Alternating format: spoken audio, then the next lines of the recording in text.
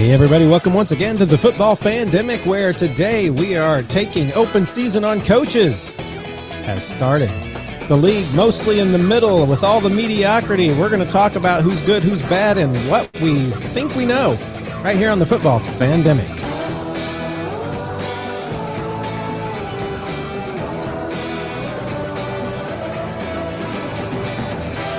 Well, hello and good morning, everyone. Had to think about what time of day it was. I'm Matthew Thomas here with Josh Kolodziejski, and we are going to be breaking down the first quarter of the season today, quarter being the first third of the season, but if you count playoffs in there, it's only the first quarter. We're going to be looking at where teams are in this messy middle here, and we're going to be doing some grading. But before we do any of that, as always, Josh is going to kick us off with some big news and headlines, the happenings around the NFL this last week. Yeah, well, the quarterly reports sometimes lead to firings if teams have been mismanaged to a point of depravity. And that has happened in the case of the Tennessee Titans, where the 1-5 Titans have fired second-year head coach Brian Callahan. He got hired right before the 2024 season, and they drafted Cam Ward this year. They thought maybe they'd get something going on offense, but everything has been pretty stuck in the mud for the last two seasons for the Titans.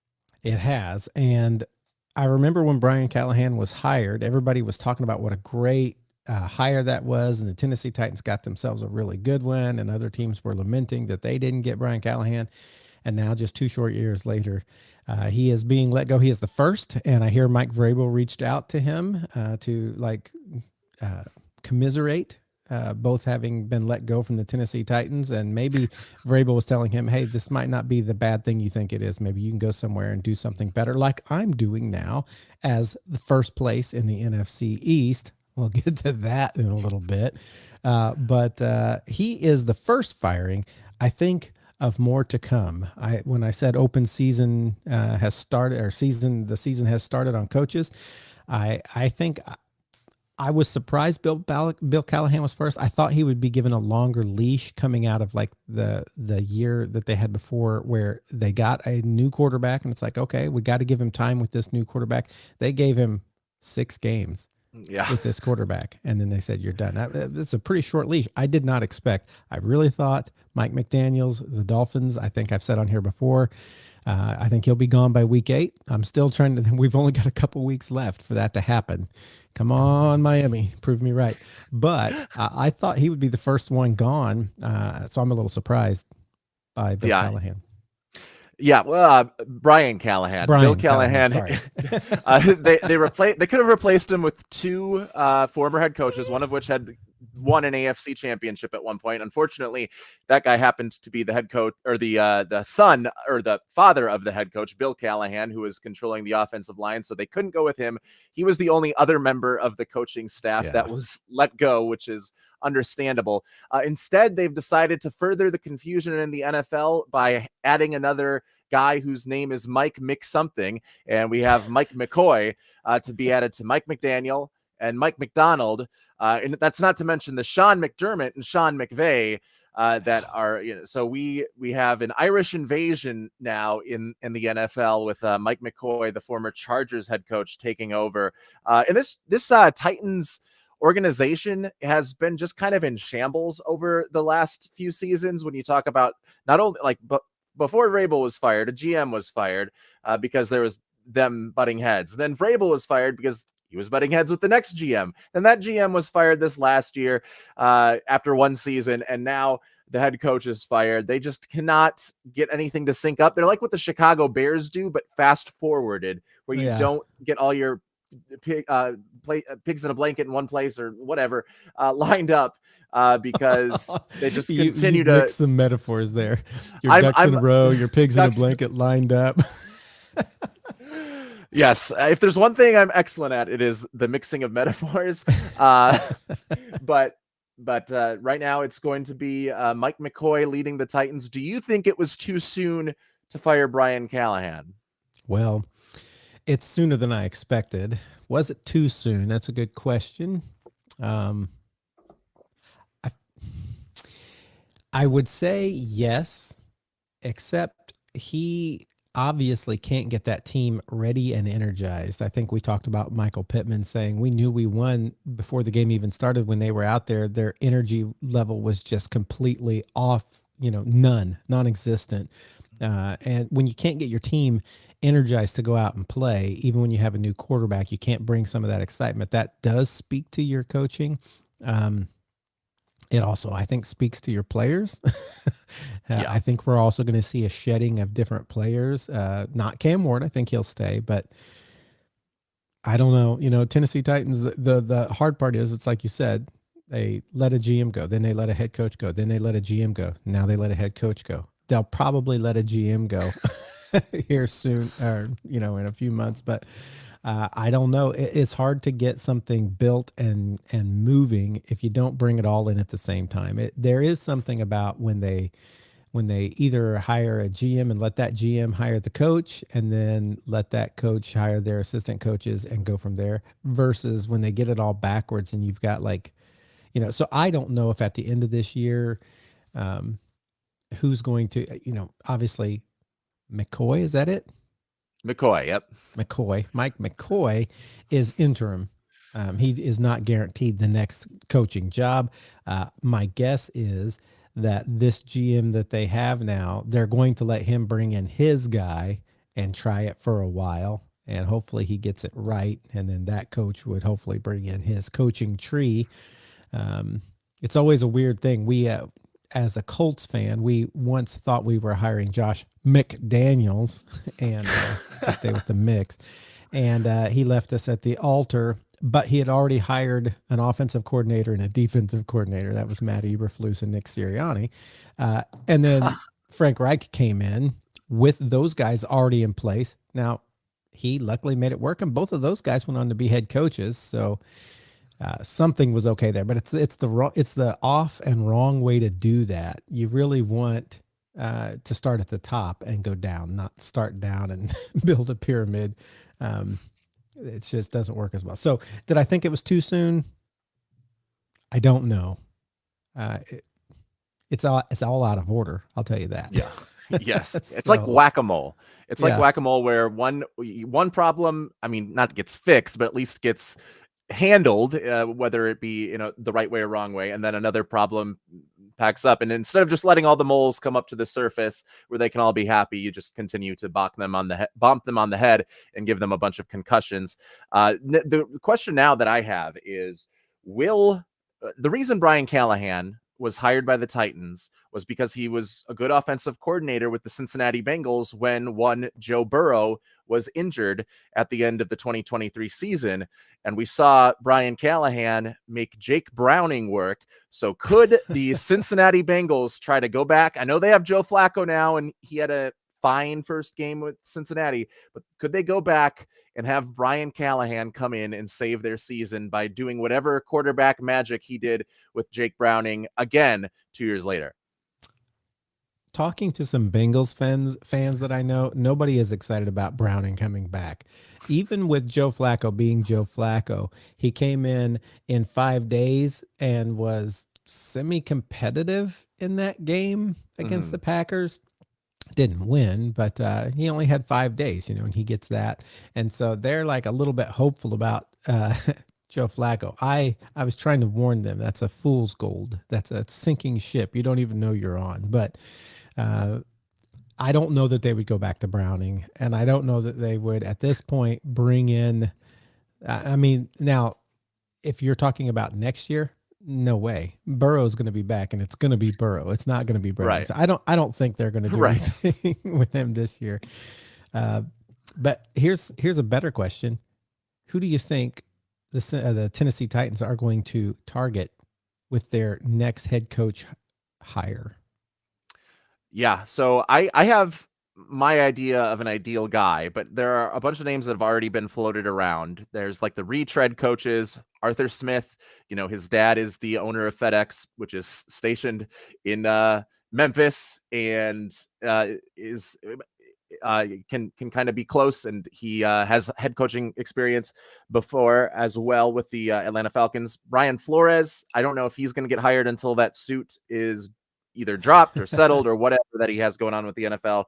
Cliff Kingsbury, Mike McCarthy, Matt Nagy, Steve Spagnuolo. I don't know how good of options all of those guys would be. And then there's the new guys. Joe Brady would be very interesting. He's made a lot work with the as the offensive coordinator with the Buffalo Bills and has a lot of interesting route concepts. And then another hot name is Anthony Campanelli, who is the first-year Jacksonville Jaguars defensive coordinator, whose scheme is already, having them near the top of the league in total team defense this season. Clint Kubiak, Brandon won't like this, but Jeff Hafley, Jesse Minter has been one of the hotter names for head coaches of the Chargers, defensive coordinator. And then Zach Robinson, the Falcons offensive coordinator. I don't want any of those guys if I'm the Tennessee Titans. I want to go to the college ranks, and I want to bring in a guy named Curt Cignetti. I don't know if you are familiar with Curt Cignetti. I'm not.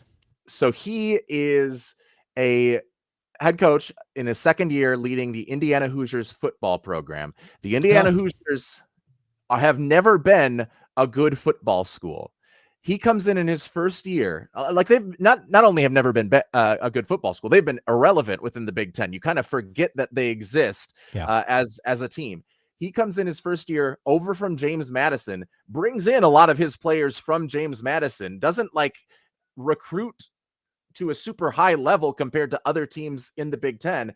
And he's able to change the culture with the snap of his fingers and get Indiana to the college football playoffs. So it's not like he's just getting better athletes than everybody. He is managing the team well. He is creating this great culture. And I mean, he's a guy that has said in his introductory press conference when he was introduced as the Indiana head coach that if you don't know who I am, all I do is win. Google me, something along those lines. And this year he has the Hoosier, even with a outpouring of talent going to the NFL or just graduating from college, he has the team going once again. Everyone thought, perhaps Indiana will take a step back. They didn't play a whole lot of teams last year, and that was why their record was so good and why they were able to get into the college football playoff.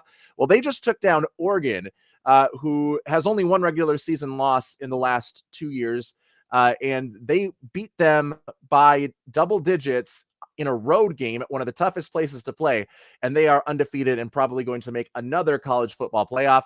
If I am looking to change the culture in Tennessee, I know Cignetti is 64 years old, but we've seen coaches last a long time starting in their 60s. I think I would want to see if Curt Cignetti is interested in coming to lead the Titans.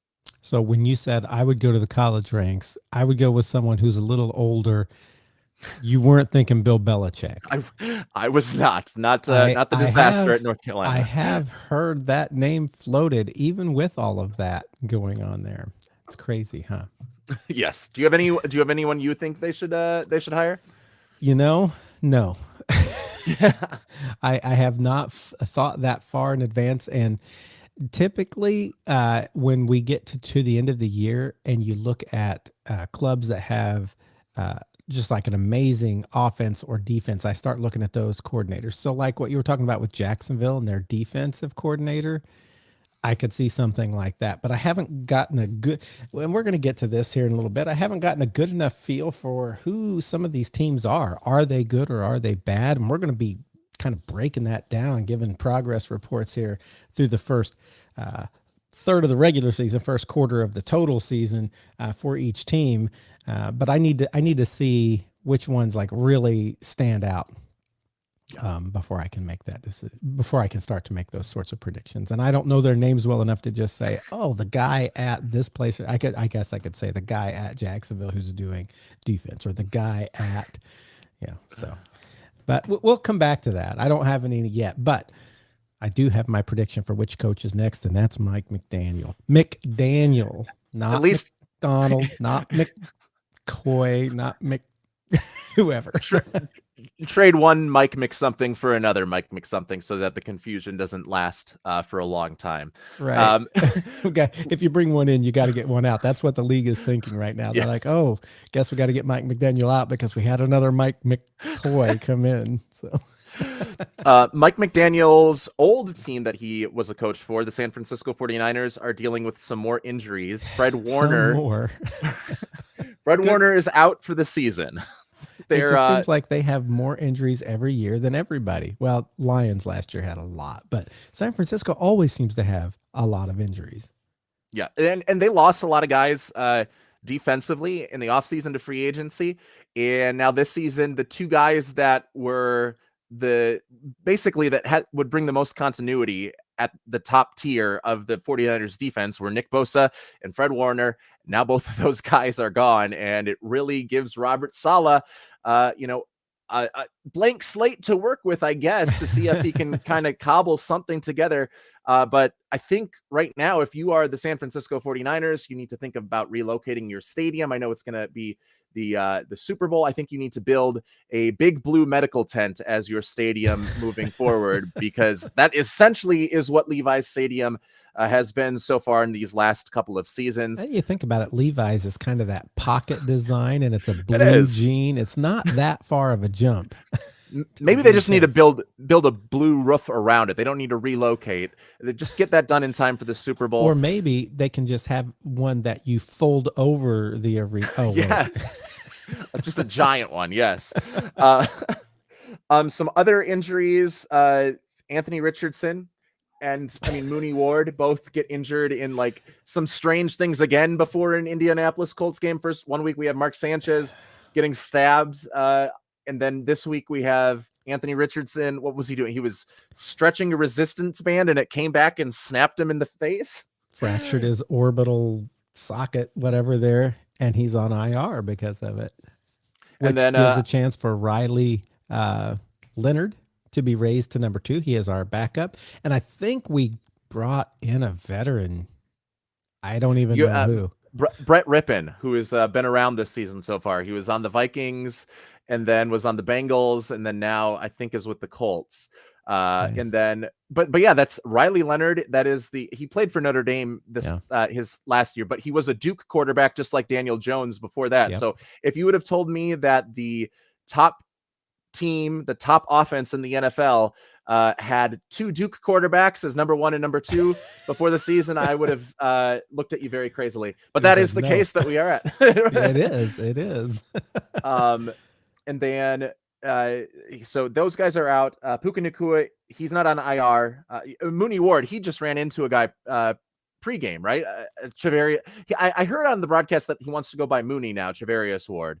Well, that was weird. The broadcasters kept saying that, but they're also the ones who couldn't figure out why we were moved back from the 40-yard to the 25-yard line forever in the game. So I'm not sure I necessarily believe anything they say. Like, one of them may have heard it and just decided they're going to say that all broadcast.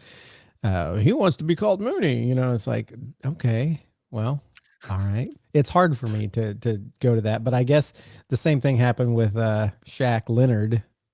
What was he before? Oh yeah, Darius Leonard. Yeah, so he went with Shaq Leonard. Yeah. So it can happen, but that's the bigger one right there, because he is like, I don't know if he's number 1 ranked cornerback, but he is like doing really good, and yes, we miss having him on the field. AR, the problem with the AR thing is it does probably put a damper on could there be trade talks since he's on IR.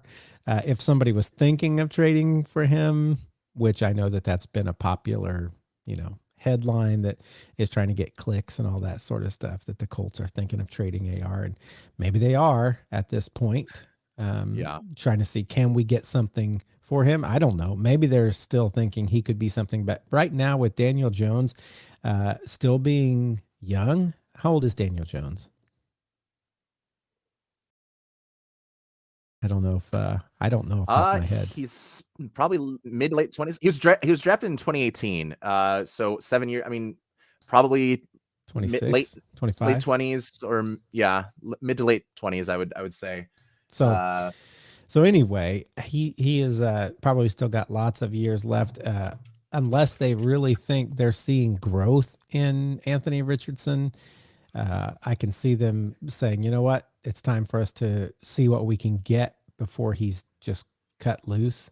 But the problem is, can you get anything with him sitting on the bench, and now with him being on IR? Is it even possible? So yeah, don't know.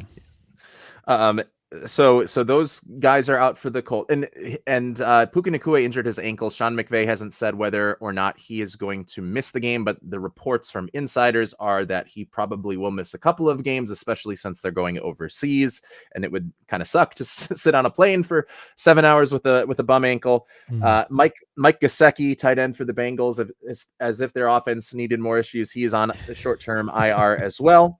Also, Zadarius Smith, a Pro Bowl edge rusher, just randomly retired from the Philadelphia Eagles. Afraid to take on his former team, the Minnesota Vikings, this upcoming week. And then Rashee Rice will return from his suspension. He has missed the first 6 games of the season. Going into the suspension protocol, I guess, would be Brian Branch, who decided to throw a punch at Juju Smith-Schuster at the end of the Chiefs-Lions game. So those are all guys who are out. That's pretty much all that I have on the news front. Yeah. Kenny Moore for the Colts is coming back. That's okay. Good news. That's good news. But boy, sure would like Charvarius Ward to be there. I thought I saw that our, what do you call that? Your starting roster that they put out. That's not the real one, but anyway, the depth chart. Yeah. Depth chart. That's exactly what I was thinking. The depth chart showed Charvarius Ward or Mooney Ward being on that depth chart. And so I was wondering if they think he might come out of concussion protocol before then, because that's what he was in because of that hit running around in practice that happened. So I'd love for him to be back, but if he's not, I mean, this is going to be a tough game. We'll talk about that later. So good to have Kenny Moore, though, back. Yes. So, all right. Well, I think it is now time for that rewind where we go back and we look at the week's games that just happened. And this time we're going to do something a little different with this. I'm going to move my sound bank over because we're going to rank each of these teams. We're going to talk about the game. And with each team in the game, we're going to decide if they are, I'm going to give you the categories right here first. If they are doing great and the whole message is don't stop me now. I'm having such a good time. Having a ball, right? Okay, so there are some teams that are going to be in that category. There are some, though, that are maybe not don't stop me now, but they're hopeful that maybe they can go the distance. So that's going to be our second category, that kind of hopeful one. There are some teams that we may have had high hopes for, but there's danger in their future if they're not careful, and they better be careful because they are heading. Okay, and then there's some teams that just we can all look at them and realize that they have already gone off the rails. Their season is already a crazy train. So we're going to put them in one of those 4 categories as we go through this rewind here today. But we're going to go back, and then we'll also kind of look at the contested games. Again, Josh has come out on top of the contested games, I believe, again for another week. So let's start with those. We had Philly, New York. Our first contested game, this one, Josh picked New York. I picked Philly. I thought surely Philly's going to get back in the groove, and they're going to show everybody that the Giants, with their new little Jackson Dart Scatterboo duo, are not all that they're cracked up to be. I was wrong. New York Giants come in 34-17, like doubled the score of the Philadelphia Eagles. And so let's talk about each of these teams. First of all, we'll talk a little bit about the game, but first of all, where do we think these teams are? I'm going to give you my assessment, and then I'm going to let Josh talk and give you his assessment. I think right now with Philadelphia, maybe it's they're hoping they can go to the distance, but I think right now the true song is this one. They're heading for danger if they're not careful, because right now they're not getting that offense together. It's not, with all the pieces they have on that offense, it is not working, and I'm not sure why. And if they don't get something fixed, it's going to get worse. Now, I'm saying that about a team that is what? Are they 4-2? Yes. So it's a little awkward to say danger zone for a team that's 4-2, but it is one of those things that they haven't looked great, and they've got to get something fixed if they're going to turn that around. Now, on the other side of that, the New York Giants, I would say, I I think they're starting to find an identity, and they're starting to have some hope that maybe they can go the distance, because when you look at that division of football, and I've got that these division standings here somewhere. Where did I put those? Division standings. When you look at the NFC East, 4-2, the Eagles, who I just said may be in danger, and then you got the 3-3 Commanders, and then you got two win teams. One of them has a tie, so that puts the Cowboys ahead with one less loss. So I have this team at the bottom, only 2 games behind a team right now that is struggling to find an offensive identity, with a team I think is kind of on the rise because they are beginning to find an offensive identity. And the bigger part is, I think the Giants have a defense that if they can find that offensive identity, that defense can click right into place for them. They have a lot of good stuff there. You've talked about it all year long, that defense. And so I think they could be hopeful to be moving up in this if Dart and Scatterboo can continue to do their headbutting rituals and make that work without going into concussion protocols. So that's my caveat there. Let's talk about this game, and then you tell me what you think of each of these 2 teams, okay? Yeah, well, the good news is if they do go into concussion protocol, it seems that Brian Daboll is able to convince independent bully, maybe would be the better word, independent concussion specialists into letting their quarterback out, because Russell Wilson enters for like 2 plays, gets booed out of the stadium. Basically, I'm surprised he just didn't leave the field at that point. And Brian Daboll is just going at it at the concussion specialist, saying, "Get Jackson Dart back into this game. We need him back in here. Whatever you do, make sure he is cleared to play." I don't know if that's exactly how the conversation went, but that's the optics of what the conversation looked like to me. And the New York Giants, the defense really stepping up against Jalen Hurts. Hurts also just not seeing the field well at all. He throws an interception late in this game where he had wide receivers wide open down the field. And it helps for us as viewers, or at least for me, when I watch it on Prime Vision, I can see, from a wider angle, but still see what the quarterback is looking at. And it's like, that is just a very, very poor read. And I can see his head looking at that route. And for whatever reason, he's turning right to the one that is covered. It gets intercepted. And Hurts also missed Devontae Smith on a deep shot as well. So yeah, I agree with you both on both accounts. The Giants, I am hopeful about, especially with these 3 players, Thibodeaux, Carter, and Brian Burns. They were on the field for 16 plays together and generated pressures on 25% of those, got sacks on 2 of those. And they're doing this really cool thing where they are basically putting Carter and Burns on one side of the offensive line together and just run a stunt or a twist. And one of those guys is getting home because they both force the guard and tackle to run into one another. If they can continue to create pressure that way, you have 2 speedy guys. One of them is going to get unabated to the quarterback basically anytime that they are on the field, and it forces the quarterback to make those quick decisions. So I have Philadelphia danger zone as well, because of their offense and because A.J. Brown, I don't know how much longer he's going to be with the Eagles at this rate, because after the game, they spent the broadcast talking about this conversation, this meeting that he had with Jalen Hurts and Saquon Barkley. And after the game, he talks, the reporters ask him about it, and he is completely aloof and oblivious to that, saying, I don't recall any conversation that was had there, and is very short and curt with reporters. He might not be on this team for very long if his dissatisfaction continues. And then that's one less weapon than Eagles offense, who is already at the lowest in terms of passing yards per game in the NFL this season. And Saquon Barkley is not getting it done on the ground. The offensive line has holes. It is starting to crumble. I think they could turn it around, but right now they are certainly in the danger zone. Certainly in the danger zone. So you agree with me on both counts, yes? Yes, on both counts. Yep. Very good. Look at that. First one down. Let's go to the second game. Denver versus New York Giants. I feel like these are the epitome for me of these. So Denver is 4-2 right now. They're tied for the lead in their division. So you would think it'd be don't stop me now. But when I look at their games, they beat Tennessee, the woeful Tennessee Titans, who just fired their head coach. They beat them by like 3 points, I think, something like that. They just beat the Jets, the winless Jets, by 3 points. They have not really blown out very much in the way of opponents, even though you would think it's the don't stop me now. I'm going with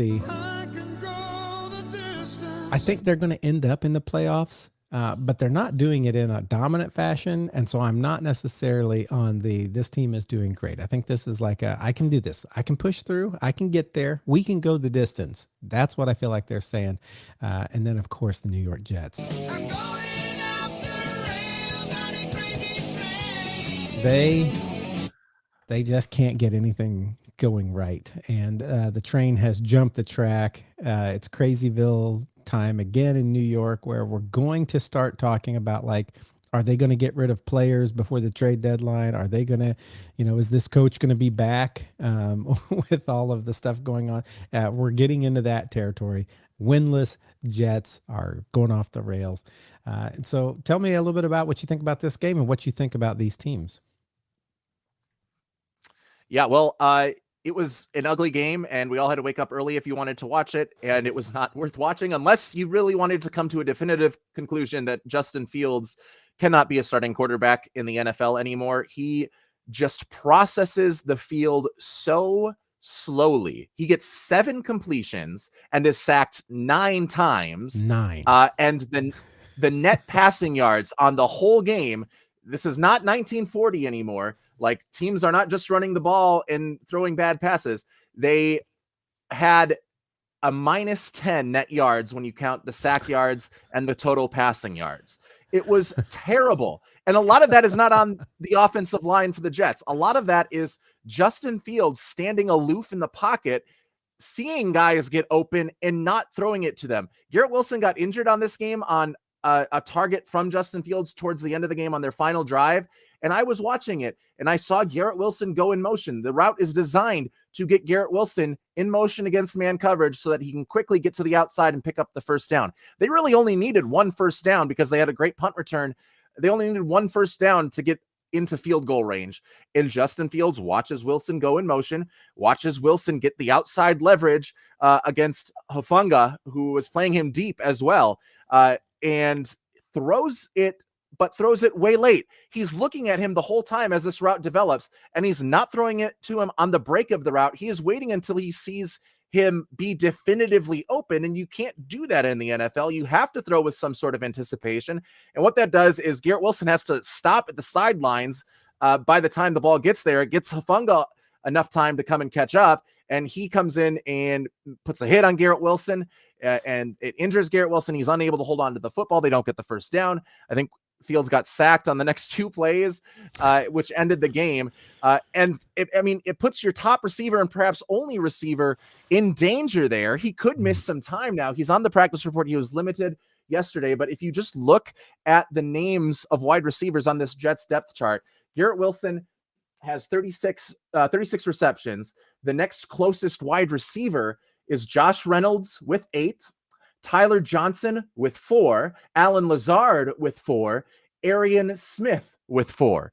So those guys all combined together don't even have nearly half as many receptions. They have 20, so they do have a little bit more than half, but it's close to what Garrett Wilson is able to provide.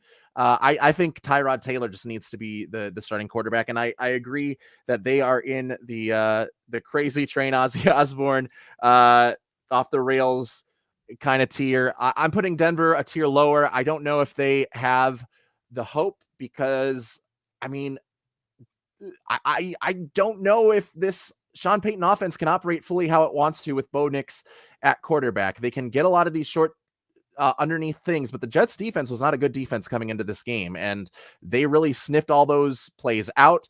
Teams are starting to tackle these screens right away. Bo Nix, most of his targets are still behind the line of scrimmage or within 5 yards, and it's really these same screen and stick and spacing concepts that just open up a little bit of space underneath.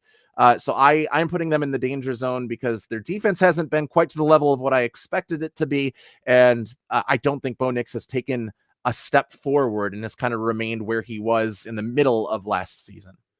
The only thing right now keeping me on them this hopeful track is the fact that the Chargers also have stumbled a bit here and there and have injuries, but Denver. Will you hold out or will you be in the danger zone? Let's look at our next one. Rams, Baltimore. Rams, Baltimore. Oh man. I think the Rams right now, I'm I don't know who in there. Let me look real quick in their division. The Rams are, get back to the correct conference here.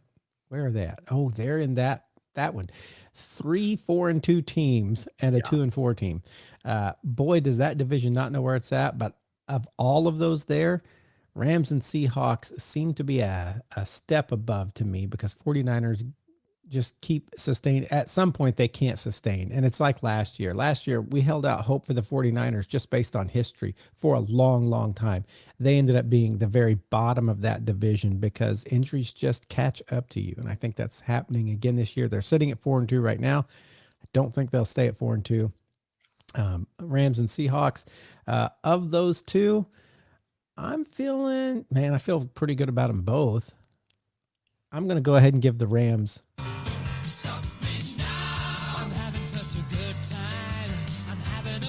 At this point, I think they're good. They're not just hoping. I think they're going to make the playoffs. And I think it's going to be either as the division leader or as a, high wild card. When I just look at what's going on in the rest of the NFC, I feel like one of those teams is going to be division winners. One of them is going to be wild card. So I think they are having a good time right now. And of course, they are facing a team we all thought would be having a good time, who are really going off the rails on this crazy train that is the Baltimore season that none of us expected when we saw Lamar Jackson and Derrick Henry. And that first game, we're like, man, these guys are tough all over there. It's going to be a tough out every week. Well, it's an out every week. I don't know if it's been tough. Their defense is not stopping anybody, and their offense has injuries. And even if he comes back, I just don't see the answer to that team right now. Now, can they catch up? They can. I guess I could have put them in that. I can go the hopeful distance, but I just don't think it's that hopeful. I think Aaron Rodgers in Pittsburgh is going to do enough to win that division, and I don't think Baltimore's going to have enough wins to hit a wild card. It's all a matter of, can they keep within striking distance of Pittsburgh, and Pittsburgh have some bad weeks? It's possible. I don't see it happening. So I'm going to put them in the going off the rails crazy train. 3 points this week. They scored 3 points. Yeah.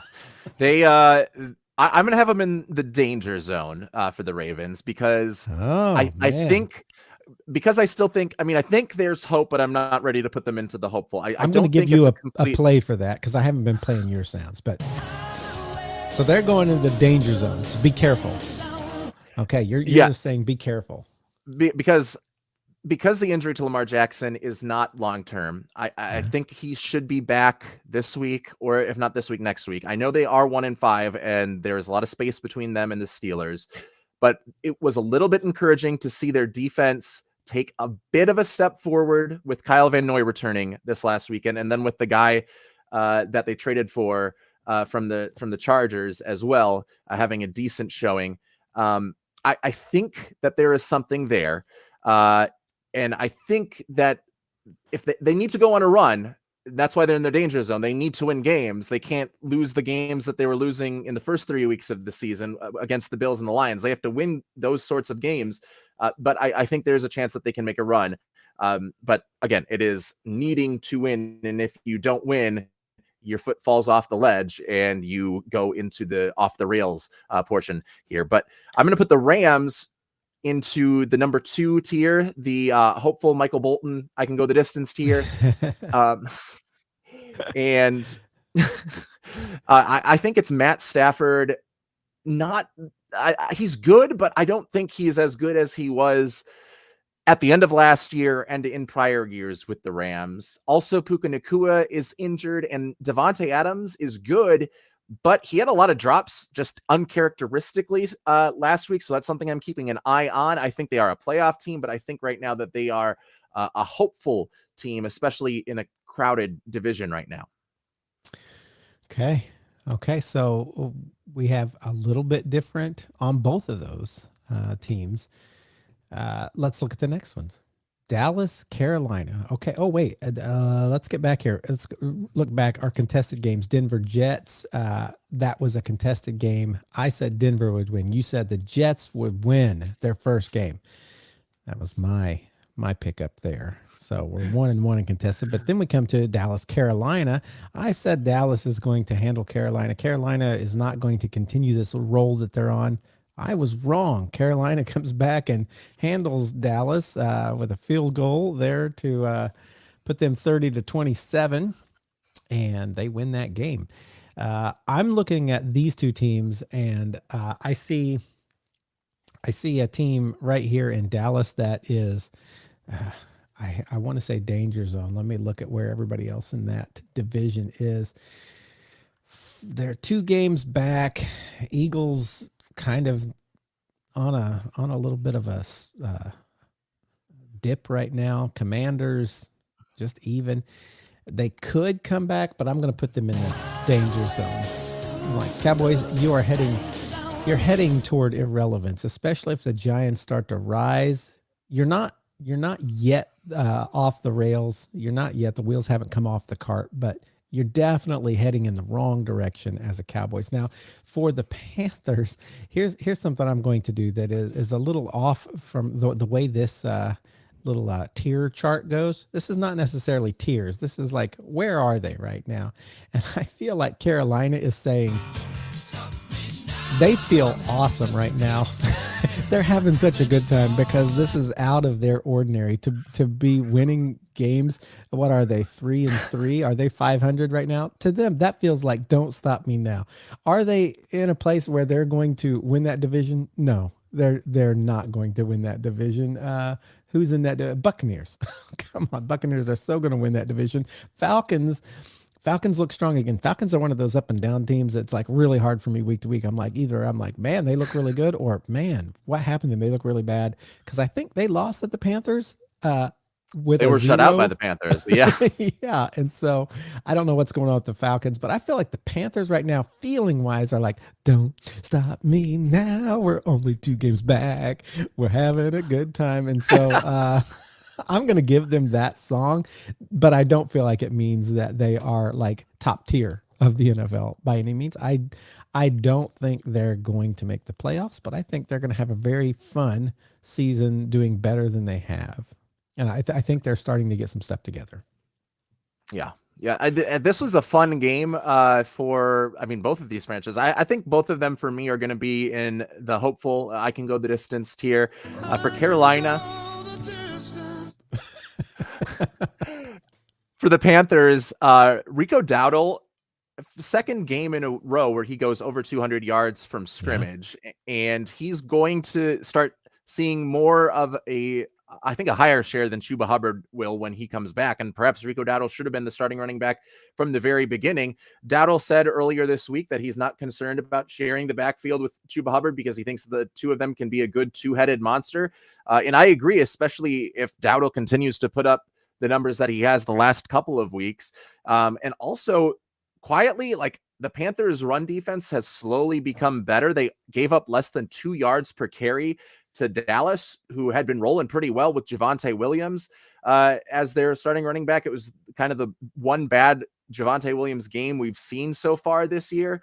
And the Panthers' run defense has now quieted Bijan Robinson and Tyler Algier. They've quieted Javonte Williams. And it's starting to, it already looks much better than it did last year. And if it can continue to roll this way, then this is a potential playoff team, I think. And I think they have 2 games against the Buccaneers, and it depends on how they do in those 2 games. I think those are the pivotal matchups. But if they do well against the Buccaneers, then they can get into that top tier. I'm not sure exactly how they will match up with them, but right now I have them in the hopeful tier for Dallas.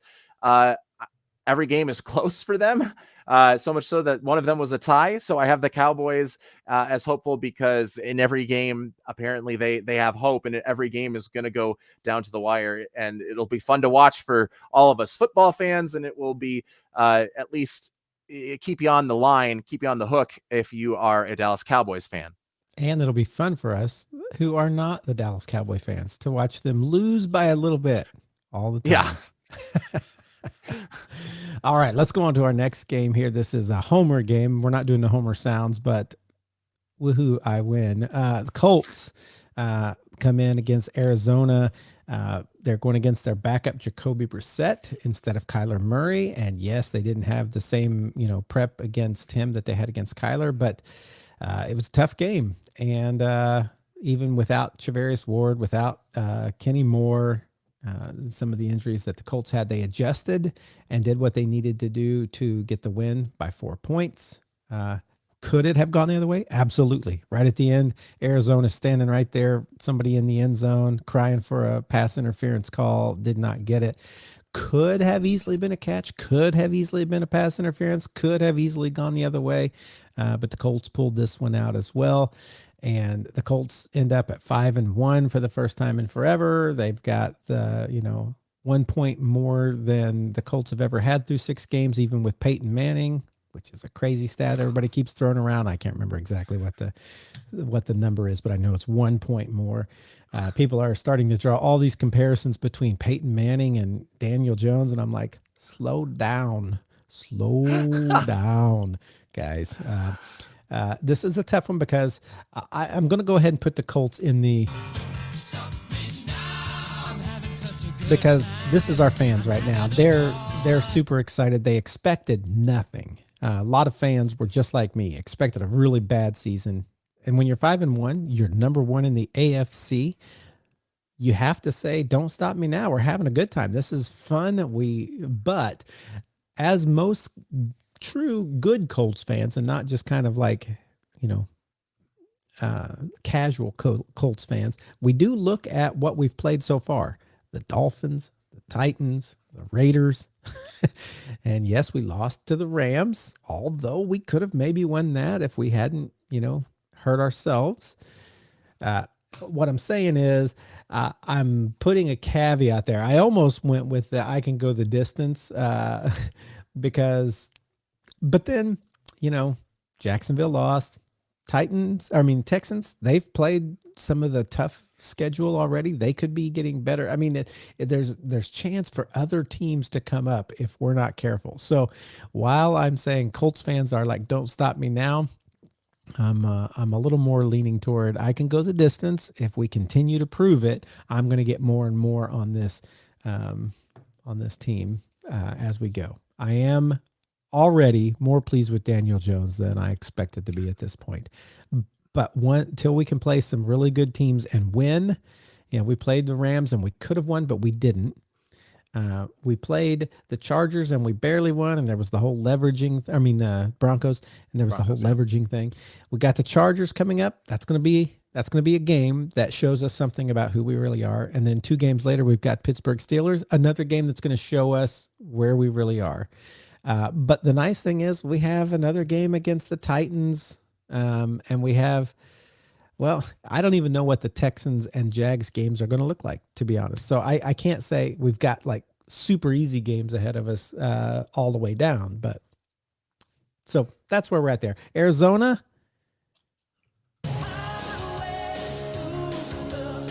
I'm going danger zone. I don't think the wheels have come off yet. Yes, there are 2 games back in a division where the other 3 teams all have 4 wins. That will start to differentiate. They can still bounce back from that, but there was a huge outcry of people saying Jacoby Brissett played better than Kyler Murray, more dependable. Now, is that true? I don't know. Kyler Murray definitely has a spark and a flash that Jacoby Brissett's not going to have. Jacoby Brissett has a steadiness that Kyler Murray doesn't have. And so I think there's a debate there. And whenever there's a little bit of a debate, that's not good when it's your starting quarterback and people saying, well, who should be our starting quarterback? That's not what you want. You want like kind of a definitive feeling of this is the guy. And so Arizona right now, they've been close in a lot of games. It's not like they've been blown out. They could have won a lot of those games and be sitting in a very different place right now. But with this whole, Jacoby Brissett did, and I've heard so many commentators talking about that this week. It's a little bit of a danger zone. And the thing that keeps it from being a hopeful are the other three teams being at 4-2. You can't just say, yeah, we're hopeful we're going to make it when three other teams are sitting at a couple better record, and they could have been there. I'm just saying, you got to be careful, Arizona. You got to be careful. You're heading into a danger zone. I feel like theirs is more the highway to. They've stepped onto the highway to the danger zone. They're not in the danger yet, but they're more there than they are not with the other teams in their division. Yeah, I am going to agree with you on the Colts. I think they are at the very top with the Freddie Mercury tier. And I think maybe from a vibe sense, or just from the surrounding city of Indianapolis sense, and what happens there and what has happened there the last 2 weeks, they are in a danger zone just because of all the weird things that are happening to them from a non-football standpoint with, I mean, I guess Mark Sanchez isn't with the team, but with him getting stabbed and with rampant weird injuries, I would caution them to just be careful with whatever they are doing the next couple of weeks. If there's, something otherworldly, supernatural happening right now, they are in the supernatural danger zone. But they are, from the NFL standpoint, they are at the very top.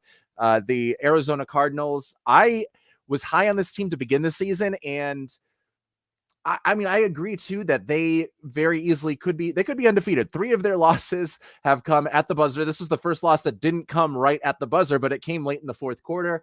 They've all been 1-possession games, but I don't feel like, vibes wise, I feel like something's off, and I'm putting them even lower than the danger zone. I'm going to put them on the crazy train. Ozzy Osbourne steps in to help you punctuate this point.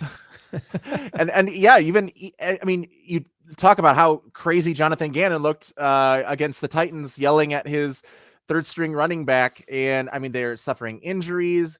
They're going to get Walter Nolan, their rookie defensive tackle, into practice throughout the next 3 weeks. His practice window was just open. He hasn't played a snap with them. Will Johnson, their other rookie, has also been injured.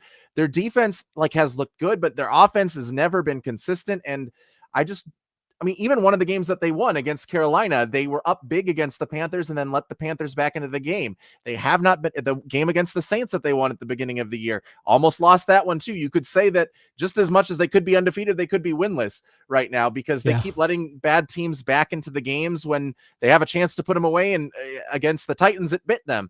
And then they can't finish off the good teams that they play when they are able to make comebacks. So I'm putting them at the very bottom right now. I just don't have a whole lot of faith in the Cardinals. Like Jacoby Brissett, again, you mentioned level-headed. It makes the offense at least more predictable, and he's making reads a little bit quicker. Kyler Murray can give you a jolt, but when he's not on, he's like, the offense, it comes to a complete standstill. And he hasn't been on for an extended period of time since 2021. So I don't see it with the Cardinals right now, and I think they are at the very bottom.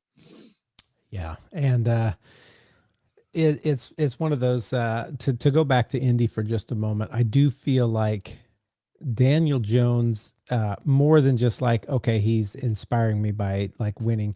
He's inspiring me by all the reports you hear that he just lives in the building, that he eats, drinks, and sleeps football right now, and he is smarter quarterback than I expected him to be, with the way he takes coaching and the way he makes decisions, the reads, the decision to run, the fact that he can throw the long ball. Yeah, there's more looking up there than I thought. So just want to give a shout out to Daniel Jones, who I've been very hateful to in past years and even the beginning of this year. Starting to win me over, Daniel Jones. You beat the Chargers this week. You and I are going to have some good words next week. So let's move on. Let's see if we've, we've not come across any more contentious games yet. Seattle, Jacksonville. We both thought Seattle would win. They did win, right? Is that right? They did, yeah. We both thought they would. Yes, yes. Yeah. So they did win, and I am for Seattle. I am going with I think this team is looking better than people expected. Even those who were like, Sam Darnold might be okay there. I think it's looking like a very solid offense, and their defense is not like shooting them in the foot every week. I think that's a good team, and they're a don't stop me now sort of team. Jacksonville, I think they're actually looking better than I expected this year too. But you can't be. How many games back are they? Are they 1 or 2? They're 1 game back. They're only 1 game back, but although their defense is looking good, their offense is still getting some stuff together. I think they can be together, but I'm going to put them in the hopeful just because I think right now it's still up in the air on are they feeling like the best they could. So I think they could move up into that other tier pretty easily, and that's not good news for the Colts. But it's good news for the AFC South as far as looking like a competent division, which we haven't always. So I'm going to put that there. Jacksonville did lose this week to Seattle. I think both of those are looking like better franchises than I expected this year, and Seahawks pull it out. Yeah, I like the Seahawks at the top as well. So we're in agreement there again. Sam Darnold, top 10 quarterback this year, top 5 quarterback, maybe even so far this season. Like, he is looking even better than he did with the Vikings last season when he threw for 35 touchdowns. Let me ask you real quick right there. Is there part of you that wishes Sam Darnold was still a Viking? I when I watch him throw, there's part of me that is like, maybe we should have gone with the sure thing. I still believe in JJ McCarthy. So that part of me is like, if you're going to go one route, go with the route with the guy that's younger. But also Sam Darnold is only 27 years old still. I think he's younger than Daniel Jones, despite being drafted a year earlier, 27 or 28. He's about the same age as Jordan Love. So he could have easily been a franchise quarterback. I think if we hadn't drafted JJ McCarthy, it would be obvious to have Sam Darnold stay with the Vikings and give him a massive deal. But he just looks to have taken another step this season. And it's not like he's just checking down throws. He's going deep down the field. Him and Jackson Smith-Njigba are like on another level chemistry wise. And they're making plays despite the running game still not getting completely off the ground yet. Like, they have spurts, they have moments where it looks like what Clint Kubiak wants it to be, but they're sticking with the run, even in those instances where it's not going, where it's getting muddied up. Because it allows Sam Darnold to go play action and go beast mode on those play actions. I love what I'm seeing from the Seahawks, and their defense looks legit as well. For the Jaguars, we are also in agreement there because I have them in the hopeful zone. They are a game back. They do have 2 games against the Colts, and those are going to be very telling games for how the AFC South will shake out.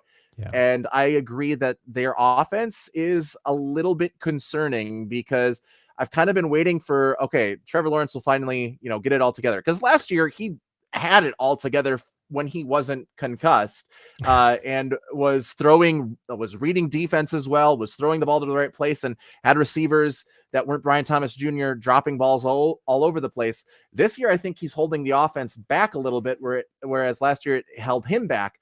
And also, I'm hopeful but concerned as well about Travis Hunter's ability on offense right now, not from just a pure skill and talent standpoint, but from a knowing the offense, knowing where to get lined up from a pure procedural standpoint. Even in that game the previous week against the Chiefs where he had those big catches, he was slow to get off the line of scrimmage, which tells me he's a little bit slower to know the snap count and is kind of a little bit hesitant. He's not explosive off the line and is kind of like he's a step behind all the other receivers. And then he also got called for an offsides penalty because he didn't line up in the correct spot.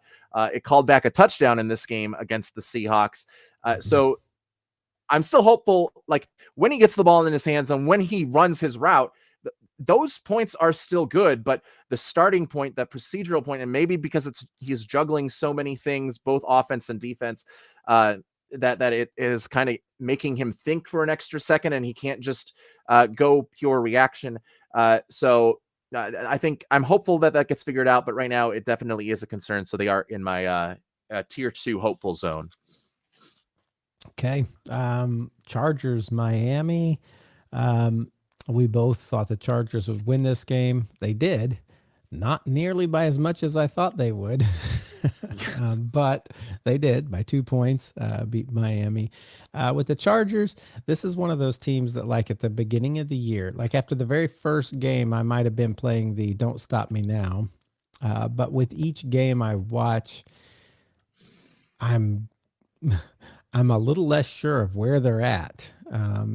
And I don't know if it's because of injuries or what, but I'm going to put them in the, which is strange because I know they're tied for the top position there. 4-2, they're actually ranked as the top position in that division. But right now, it's a very telling time of, are they going to like bust out and be the one to take that division, or are they going to end up second? And I do think they will be. Well, let's see. That's the division with the Kansas City Chiefs in it, though. And I think the Chiefs getting back Rashee Rice, getting back Xavier Worthy like they did, and already Xavier Worthy has started to show that he makes a big difference when he's in the game. You put Rashee Rice in there too. Patrick Mahomes has not. I think the Chiefs are going to start moving up the board, and so room for error is slim for both the Broncos and the Chargers. They're only one, with the worst start for the Chiefs season in forever. I forget what the stat is, ever maybe. They're only one game up on the Kansas City Chiefs, and the Kansas City Chiefs are getting ready to look stronger, I think. So I'm just putting a hopeful right now for the Chargers. I'm not crowning them. Yeah, we're going on, Don't Stop Me Now. We're awesome. Everybody's eating our dust. That's not the case. And so that's the Chargers. But for the other team, I think I can safely say Mike McDaniels will be gone in 2 weeks because they just find new ways to lose. And then they're having, dissension in the locker room, Tua calling out people calling out Tua, Mike McDaniels not knowing what's going on in the world, and soon will be gone. I think they've gone off the rails. Los Angeles Chargers win, though. What do you think?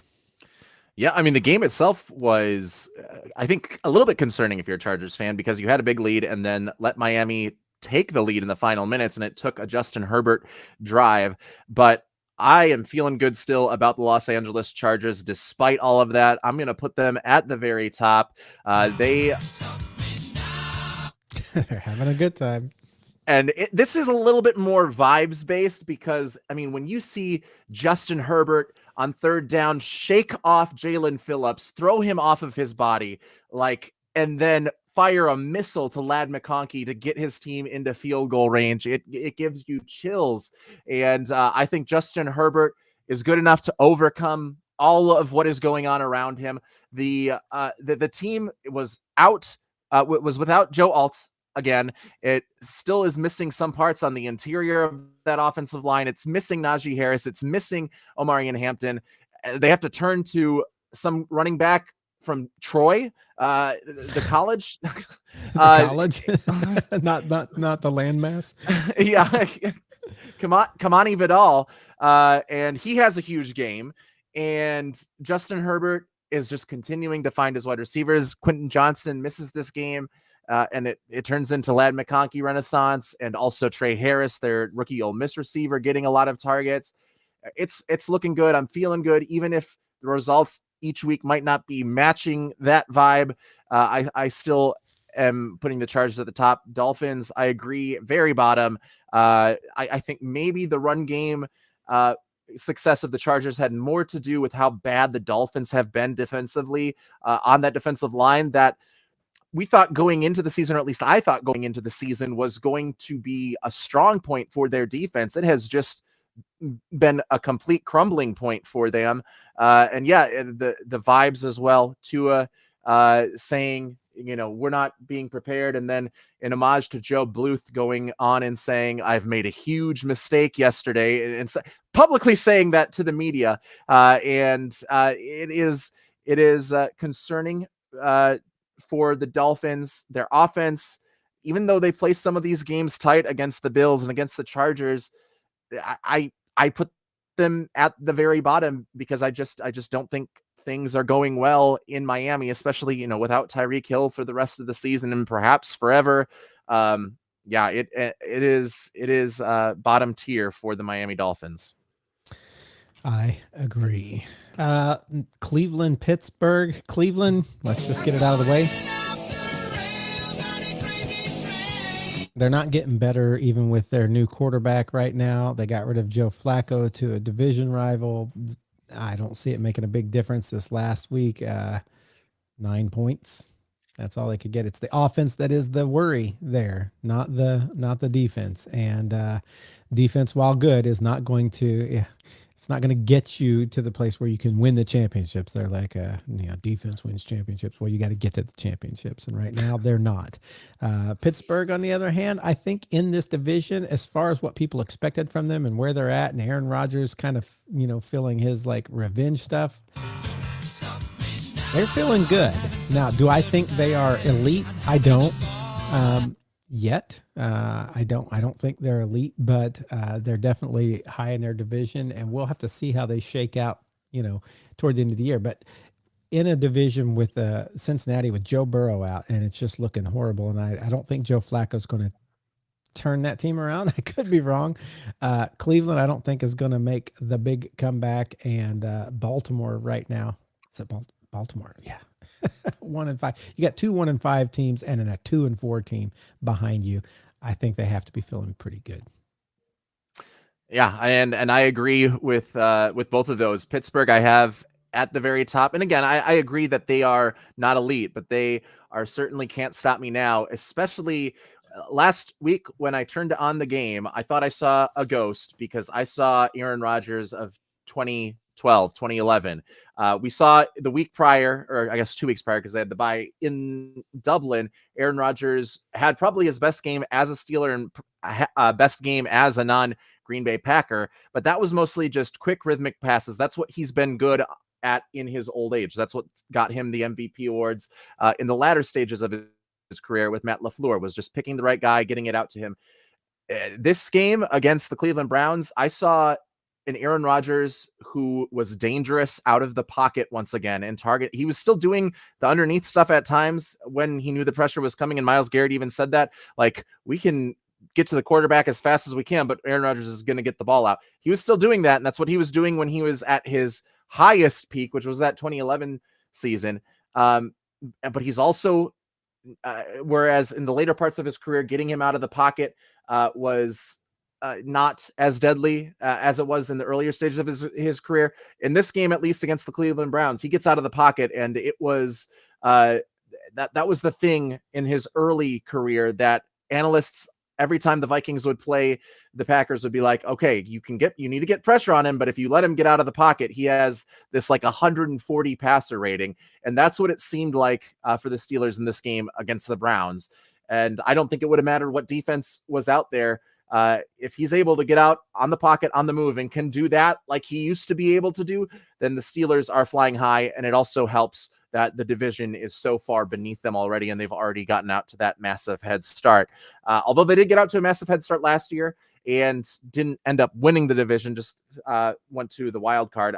But I think they are in a very good spot. Cleveland, agree, very bottom, because I don't know. I like their defense, and I like the pressure that they're able to put on teams, but I don't know how long Dylan Gabriel's going to last, because he's getting hit every single play against the Steelers. It might be Shedeur Sanders time soon, or another quarterback that they have to bring in if Gabriel continues to take those hits.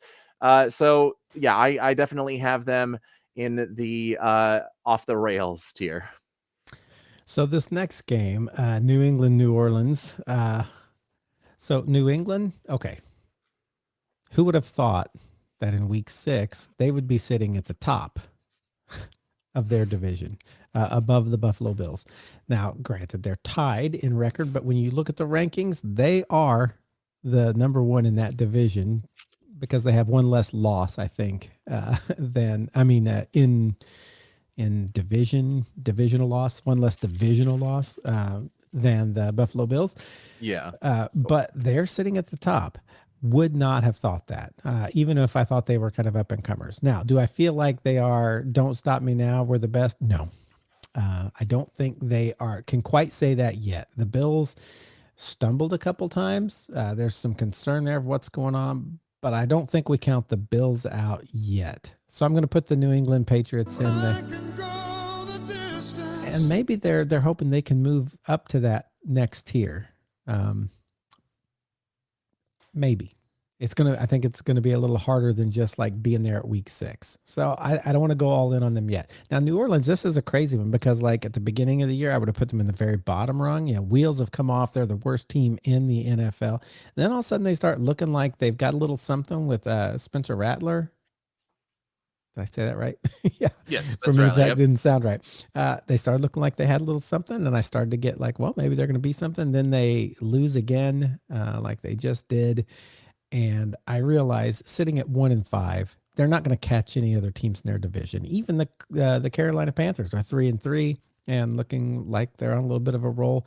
I think New Orleans, it's hard when they start at the bottom. You want to say, well, maybe they've moved a little bit toward hope. But the truth is, the wheels are still not on in that organization. Maybe they're starting to kind of get it right, but when you say highway to the danger zone, I don't think that means coming from, off the rails to, I'm going to the danger zone in a good direction. I'm going to pass the danger zone and go. I don't think I could say it that way. So I'm going to keep them there at the bottom. And New England, bravo, getting up there above the Bills for at least a week. Let's see, maybe more. Yeah, I think there's one aspect of the Saints that is hopeful, and that is that they might have the quarterback situation perhaps figured out with Spencer Rattler. Still, he's won one game in his NFL career so far, so we don't want to get too far out ahead of ourselves. But the product looks solid in that sense.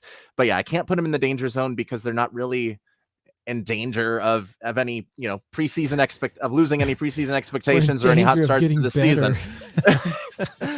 so by default, the Saints have to go at the very bottom for me. They're off the rails as well. The Patriots, I'm putting them all the way at the top. I am putting them. They're having a good time. I think Drake started to play it twice. I think Drake May, for me, has surpassed Jaden Daniels as the top quarterback so far from the 2024 class. And that's not a dig at Jaden Daniels. I don't think Jaden Daniels has gotten worse. I just think Drake May has made that many strides to get better and to surpass him. The offense looks really, really good for the Patriots. And I think once they start featuring TreVeyon Henderson a little bit more, the run game can get going. They have to get to that point. I don't know if they will just yet, but they're well coached with Mike Vrabel. It's a team that easily could be 5-1. They've beat the Bills.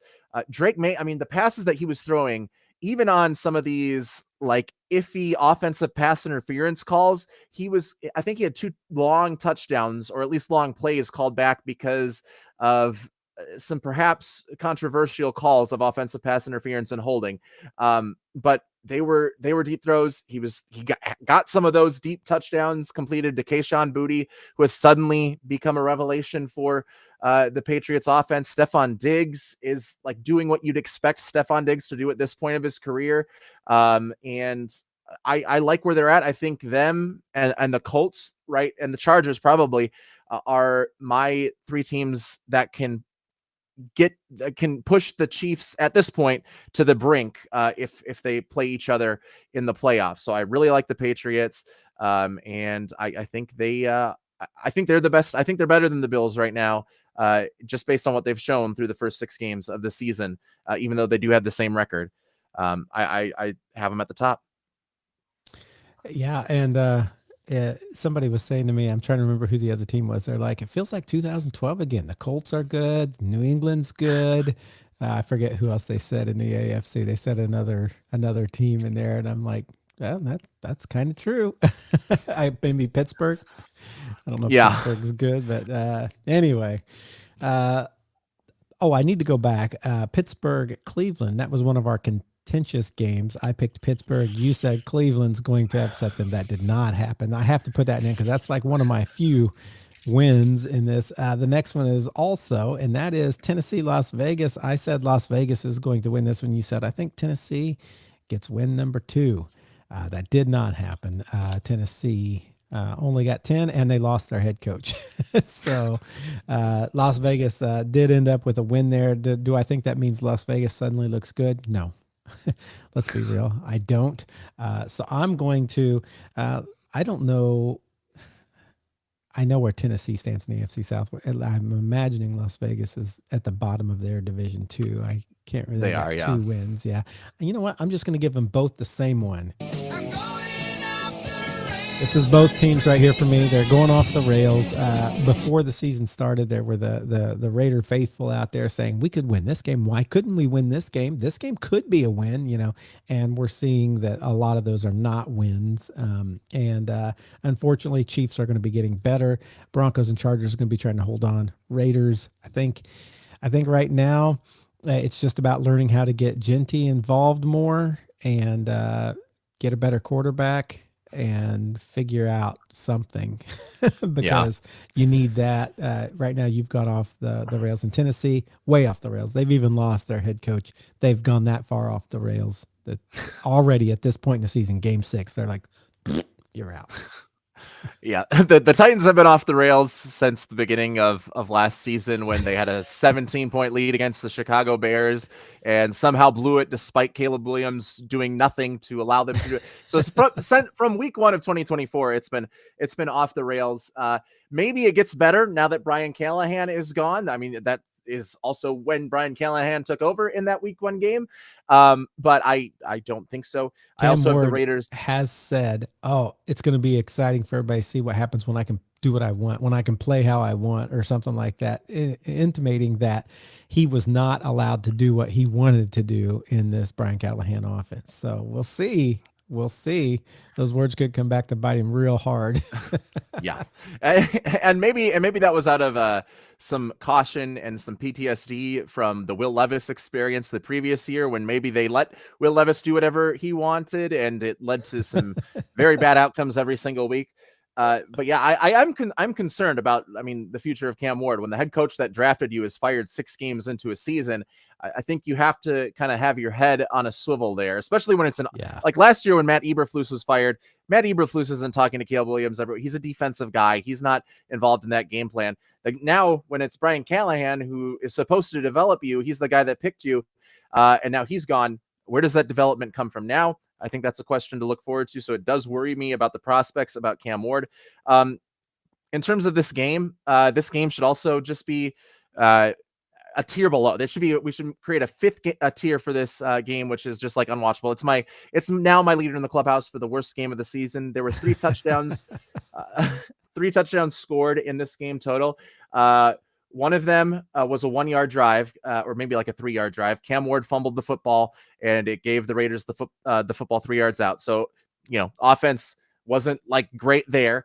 The other 2 both got to 3rd or 4th and goal situations, one by the Raiders, one by the Titans, and having those teams fail on 3rd and 4th and goal, and then both of those teams being bailed out by a pass interference penalty. Again, iffy in both of those instances that gave the team the ball at the 1-yard line, gave them new life, and allowed them to just get these easy touchdowns. So all around, ugly game there, but both of these teams are in the bottom for me.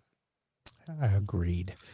San Francisco, Tampa Bay. We both thought Tampa Bay would win. Tampa Bay did win, and I'm going San Francisco. Danger zone. You're sitting at a 4-2 record, tied for the top in the division. You're actually sitting at the top of the division right now, but I think there's a danger zone coming in. Again, I've said it. It's those injuries are all going to continue to catch up, and Tampa Bay on the other hand. The only 5-1 team left in the NFC, and though every game through the first 4 or 5 were, last second wins, barely, this one wasn't. This one they had it before the last second. They did not kick a field goal to win this one. They're 30-19, Tampa Bay, and I think this was the one where Baker Mayfield had that crazy run that happened in there to get him way, and then did what he needed to do. And Tampa Bay. Sitting there with a pretty good quarterback in a division that looks like they can hold on and win it as long as like the Falcons don't turn crazy or something, or Carolina at 3-3. Yeah, I think Tampa Bay has this one. Yeah, I am going to agree. Tampa Bay right at the very top, and it is a lot. I mean, I know a lot of these games are close, but when you talk about that run, it was 20-19 at the time. It was 3rd and 14. Baker Mayfield breaks 4 tackles to get to the first down marker. I was in my formative years watching the NFL Network, NFL films, like all these like best plays of all time and all these NFL sounds. And one of them is like Steve Young and the Football Life of Steve Young. And it's him against the Vikings in 1988 running for this crazy 49-yard touchdown at the end of the game where he's stumbling at the very end. And that's exactly what it looked like for Baker Mayfield. He didn't end up scoring a touchdown, but he ended up getting the first down in this like crazy sort of way. Like, he doesn't have Mike Evans. I don't think Chris Godwin played in this game. Emeka Egbuka got injured in this game, and Bucky Irving was not in this game, and it doesn't matter. Baker Mayfield, again, the transcendent quarterback, gets it done. Right after they convert that 3rd down, he throws a long touchdown to Tez Johnson. It was Tez Johnson and Cameron Johnson were the 2 wide receivers that were getting the most targets at the end of this game. Tez Johnson is a guy that's like 5'7", and his draft stock plummeted because they thought, oh, well, at least he has a little bit of speed. And then he ran like a 4.5, 4.6 40. And it's like, well, what do we really have here with this guy? He comes down and catches a touchdown. Baker Mayfield making everybody better. And I like their defense. I think it's going to continue to improve. I also have the danger zone for the 49ers. I can't put them at the bottom because they're 4-2, but the injuries, all of the things surrounding them right now are just in a really very bad sort of suboptimal place for them. Yeah. Bengals, Green Bay. Bengals were a tough one for me. I want to say the wheels were coming off, but when I look at that division, they're 2 games back in Pittsburgh. Joe Flacco has been known to go on little runs. Could he be just solid enough? I don't have a lot of like love for Joe Flacco because he did nothing for the Colts when he was there. He looked bad, but I know he's done better in other places. Could he? He has a really good receiving core. T. Higgins and Jamar Chase. That's you could be throwing the worst people. I'm still going to say they're in the danger zone. If they don't win one of these next few games, they're going to be out of reach. And so it's a danger zone for sure for them. They could kind of hang in there and try and be within striking distance in case Pittsburgh comes up against some stiff competition and loses a few. But right now they're solidly in the danger zone, almost to the place that they're going off the rails. I would have said off the rails already if they would have stuck with Browning. I'm just giving them a little benefit of the doubt for Joe Flacco, and that's a very small benefit of the doubt from me.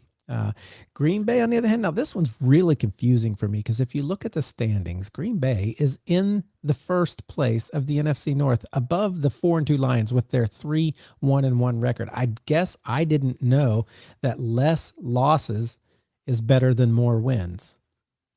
Yeah, it just has to do. I mean, they have one less game, I think, so it has to do with like the winning percentage, where technically, you split the tie as half a win, half a loss, so it's 3.5 wins for the Packers out of 5 total games. Right, and so it's like it has to be that percentage because I looked at that and I'm like, why are the Lions at 4-2 sitting behind the Packers at 3-1-1? Right now, this is part of this league right now. There are so many teams that I thought would be good who are stumbling, and you're like, what's going on with you, Buffalo Bills? What's going on with you, Ravens for sure? What's going on with you, Chargers? What's going on with you, Lions? Lions like started off, we're like, oh, they're not going to be as good this year. Then they had some dominant games, and then they lost pretty good against Kansas City. I thought it would be closer. I actually thought this was one of our contested games. I thought the Lions would win. You thought Kansas City would win. You were completely correct. Kansas City won. Oh, wait, we're not on Kansas City. We're not on this game yet. Sorry, got off there. We're on the Packers game still. So I'm going to put the Packers as... it's tough because I feel like they're feeling pretty good. But, look at that division. You got a 4-win team with the Lions, and then you got 3 3-win teams. It's even the Bears are at 3 wins. So do I feel like the Bears are, don't stop me now? No, I'm not. I don't think I can say that. Yeah. I'm gonna put the Packers here. I think they're looking to be that dominant. Don't stop me now. Nobody can stop us now. But they have been stopped a little bit. Yeah. And I see them being able to be stopped a little bit, but I also see them being able to win. I think this division right now is one of the most up in the air for me. Again, some of it has to do with all the other wins in that division, but that's where I'm putting them right now. Did I already do the other team? I got to get back to my. Oh yeah, I already did the Bengals. So that's me for that. The Green Bay did win this one, 27-18. Joe Flacco did better than I thought he would on 5 days prep, but obviously not near enough. Green Bay did what they had to do, but did they look dominant? I don't know. What are your thoughts on this game? These teams. Well, yeah, I mean, I'm gonna put the Bengals at the very bottom. You're saying wheels are falling off, even with the other teams in that division with one win. Yeah, I don't think Joe Flacco is going to keep you afloat. I mean, he couldn't get it done with the Browns, and now he's on a team with a worse defense, like a much worse defense. So I don't know. I don't think that the Bengals can even get. I mean, the danger zone is too generous for them. I don't think they have much hope unless like Joe Burrow has some miracle healing that happens in the next couple of weeks. I can't move them out of that bottom rung. For the Packers, this was a game where they were up 10-0 early at halftime, and then the Bengals go on this like very, very long drive. It took 10 minutes off the clock at the beginning of the third quarter, and they score a touchdown to make it 10-7. Green Bay responds in resilient fashion, and they go, Josh Jacobs.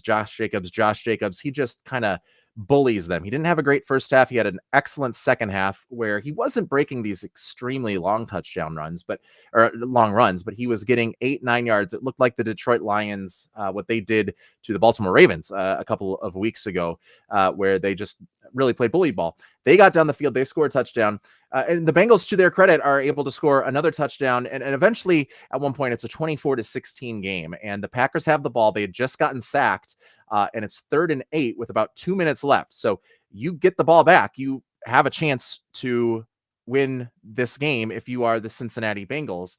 And Matt LaFleur kind of borrows this play call from Sean Payton, which is a dagger concept where you have an inside receiver run with the streak, and then the outside receiver has an in. That streak clears out, and the in is supposed to get open over the middle. But he combines that with a Y cross concept, which is where an outside receiver runs a streak, and then inside receiver runs a deep crossing route. So they combine that by just putting 3 receivers on one side, put the guy in the middle on that clear out, so it acts as both the clear out for the dig with an outside receiver, with that outside receiver running outside, and then it also works for the Y cross, which has that the receiver to the inside of him getting to that point. Now, the Bengals play this really well.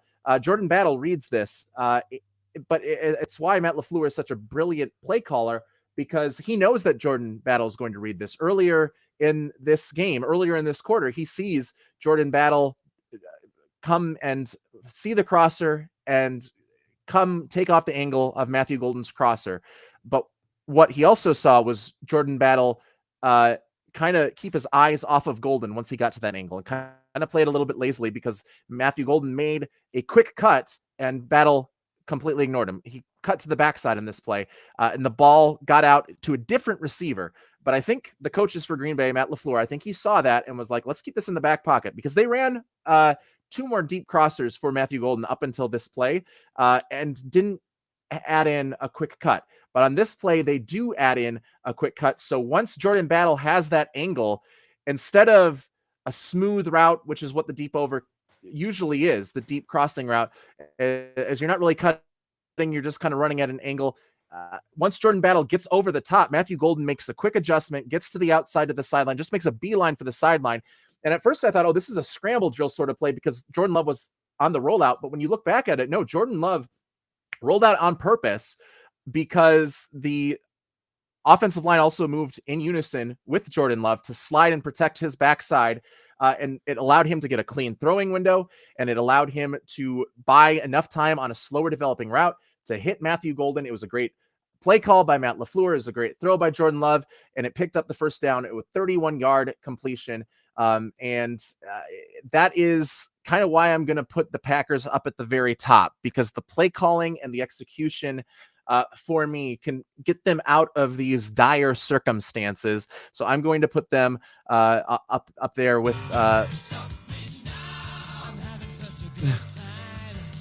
having a good time. He's putting them at the top. Yeah. I mean, when you're able to like get into the head of a defensive back like that and know exactly what his tendencies are and know exactly when he gets over the top of Golden, he just kind of assumes that route is going to be the deep over. So Golden just boom, makes the beeline. He's like, he has battle turned around. It was brilliant on all parts. And I'm not one to like praise the Packers. That's Brandon's job. He's not here, so I'll do it today.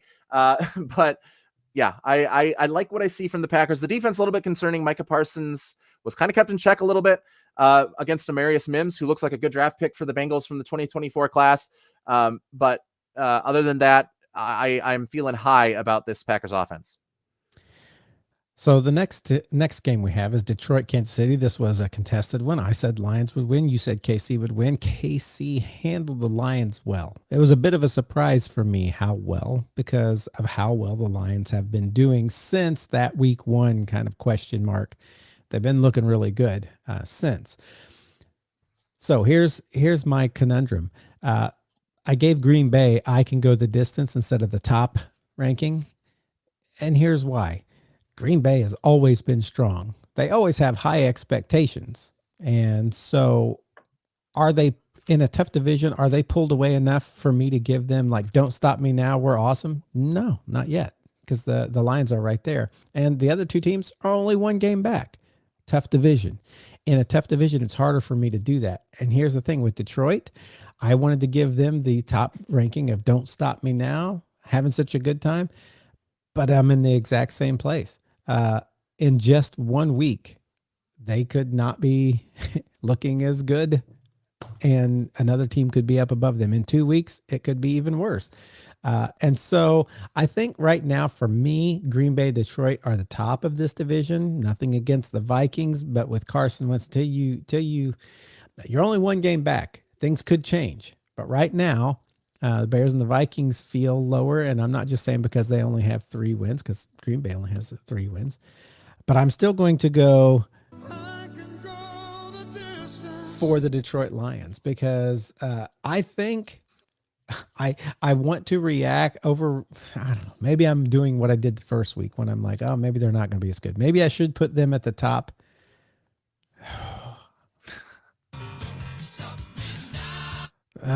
Tough one here for me. I think since I have to pick one team, I don't have to. Nobody said I have to pick one team to be at the top.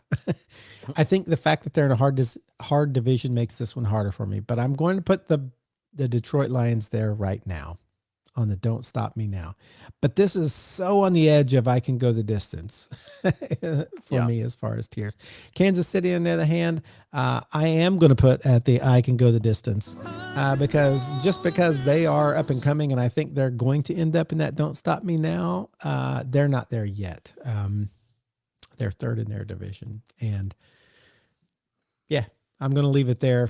But I think Kansas City's making a strong push for it. I think Detroit can do that same little dip, but I don't want to like overreact to this loss. Yeah, I'm going to put the Chiefs at the very top. I'm going to put them in don't stop me now. I'll pull it down low so you can talk about it. I'll flip basically what you did. I think the Kansas City Chiefs offense has kind of gone back to what it was when, or at least close to what it was when like Tyreek Hill was there, and with Xavier Worthy and Marquise Brown both kind of splitting that role. And now it's going to get Rashee Rice back. Like I think it's going to be a very dangerous offense. And I think they're going to end up winning this AFC West. I'm going to put the Lions. I want to kind of I almost wanted to put them in the danger zone because of the injuries once again that they're dealing with on their offensive line. Taylor Decker was out, so they had to bring Dan Skipper in. He did not have a good game against the Chiefs. But I'm going to put them in the hopeful, because it's not as many injuries that they dealt with last year. And last year they were able to deal with those injuries and still go 15-2. So I'm gonna split the difference there. They can go the distance. but they need to get Brian Branch out of suspension. They need to get Kirby Joseph off the injury report, and they need to get Terrion Arnold and DJ Reed, their top 2 cornerbacks, back from the injury as well. Those guys are probably going to miss the next 4 or 5 weeks, and it's a tough schedule ahead, like we mentioned last week, against these guys. So if they can weather that storm, then they go back to the top. But right now, I'm putting them in the hopeful tier. All right, we're going to Buffalo, Atlanta. Buffalo. I would have normally quickly, without a thought, put in the "Don't Stop Me Now," but then the Patriots have kind of stepped up, and I think I'm going to put them. I'm going to put them there also because they have to continue to struggle. They can't get comfortable and just assume we're better than everybody else. Like they have been able to a little bit in the past in that AFC East. They've kind of had control of that division. And sometimes the Jets, let's be real. The Jets never contested them. Sometimes Miami, let's be real. Miami would start strong and end weak. They've had that division for a long time. Well, now they've got someone who is kind of stepping up, and they have to just not assume we're better than everybody in our division. They have to prove it. So can they go the distance? I think they can go the distance. Can they come out on top? I think they can, but I think they have to push for it more than they've had to in the past. I don't think it's just I don't think everything's hitting on all cylinders. Like there's been some years where the Bills they seemed pretty unstoppable. They don't seem unstoppable right now. Atlanta.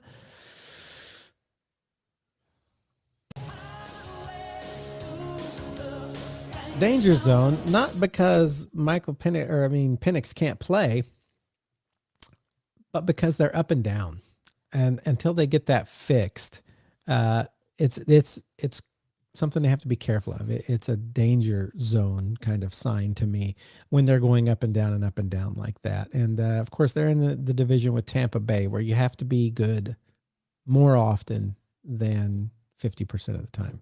So I don't even know. What is Atlanta's record right now? Right at 50%, 3-3. Okay, so you got to be better than 3. Oh wait, no, 3-2. 3-2. They're okay. You got to be better than that. Oh wait, they are better than 50%. 3-2 is better, but I think it's a danger zone. Not because I think they're a bad team, but I think they just haven't settled into being a good team yet. I think they show a flash, then they show a junk, then they show. When you get shut out by the Panthers, that's a junk. So you show a flash, you show a junk. You show a flash, you show a junk. They're kind of doing that bouncing back and forth a little bit, and so I can't put them in that. Could I put them in hopeful? Hold on, let me think about this. Who else is in their division? It's funny because I started to say earlier with some team that. I can't even remember which team it was. It's like they're if they were in the AFC South, they would be considered great. Maybe it was when I was talking about the Lions. I'm like, oh wait, the AFC South has the only 5-1 team. I'm like, well, if they were playing the NFC South, oh wait, that's the other 5-1 team. It's crazy to me that the AFC South and the NFC South, who have been like some of the worst teams, worst divisions, for a couple of years, both of those have been kind of laughable. They have the 2 best records in them right now. Yeah. Maybe that's because they're playing a bunch of other bad teams in their division and it's all going to even out. But right now that's the case. The Falcons are in second place-ish because they only have 2 losses instead of 3 like the Panthers. Maybe I'll give them a hopeful. Maybe it's the I can go the distance. I'm going to change it because I don't feel like it's danger zone. I just feel like they're not there yet. They're like struggling to push to get there. Buccaneers are there. Falcons maybe hoping they can go the distance. I'm going to agree with. I'm going to settle. Yeah, I'm going to agree with the Falcons being in the I can go the distance. I think their defense is much improved. Like their 4 rookies on the defensive side have just made a huge difference. Their pressure rates are the 6th highest in the league. This is a team that couldn't get pressure if you had 0 offensive linemen against them for the last decade, and now they're getting pressure at a 40% rate. And Xavier Watts is having a great year. James Pierce, Jalen Walker, Billy Bowman, those 4 have been the core, and they're going to get to develop with one another. Then Bijan Robinson, for me, I might agree with Raheem Morris that he might be the best player in the league. And I remember Bijan Robinson is from Arizona, and he's from Tucson, which is like 2 hours away from Phoenix. But they came up to play a team in the Valley one week, and it was a top team in their conference. And Bijan Robinson went like 9 carries, but 300 and some yards and 6 touchdowns. We were scheduled to broadcast a game for the team that they beat so badly in this game the next week, and they emailed us, again, one of the top teams in the conference. They're like, after last week's performance, we're not sure we want to have our program televised. Bijan Robinson can beat teams so badly that their good rivals don't want to have their program televised because they're embarrassed by how bad they've gotten beat by Bijan Robinson. And that's why I have them at hopeful, because I think he can carry the load even on the nights or days that Michael Penix doesn't have a good game. Buffalo Bills, I'm putting into the danger zone. I am concerned about the Buffalo Bills. They have wins against a combined teams that have gone a combined 3-21 in their 4 wins. The Ravens 1-5, the Jets 0-6, the the Dolphins 1-5, the Saints 1-5. 3 of those games were extremely close. 3 of those games were within a possession throughout most of the game. The Bills-Dolphins won. Tua had a chance to go drive down the field, but the Bills had an interception at the end. And then they've lost to the Patriots and now the Falcons. So I am concerned until this team shows me that they can beat a top-tier team in the NFL. I mean, granted, the Ravens, with the Ravens, that's a little bit iffy because the Ravens at that point were not what we thought a 1-5 team would be. And they're probably truly not at their core a 1-5 team. But still, until they can really beat a true contender that has proven something this year, I'm going to have them in the danger zone.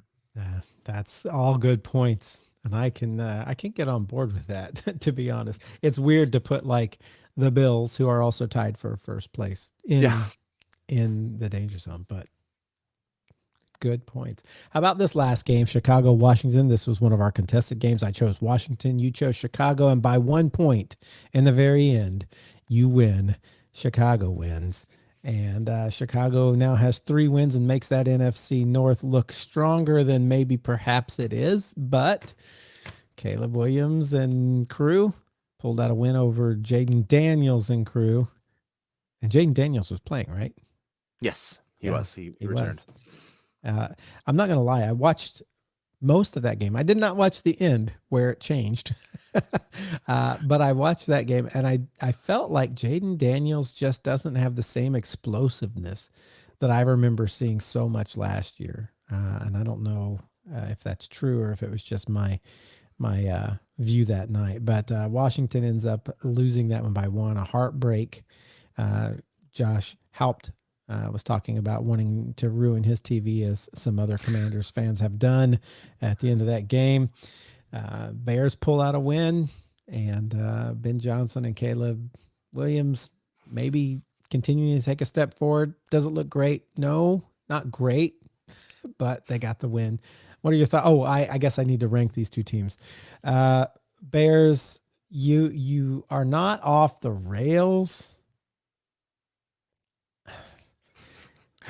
I don't think you're really hopeful for making the postseason in that division. I think you're still in the danger zone. I think they're moving in the right direction from where they've been, but it's by no means solved. I think they're still on that highway, and they need to still. It's hard for me to rank that with the way these songs play.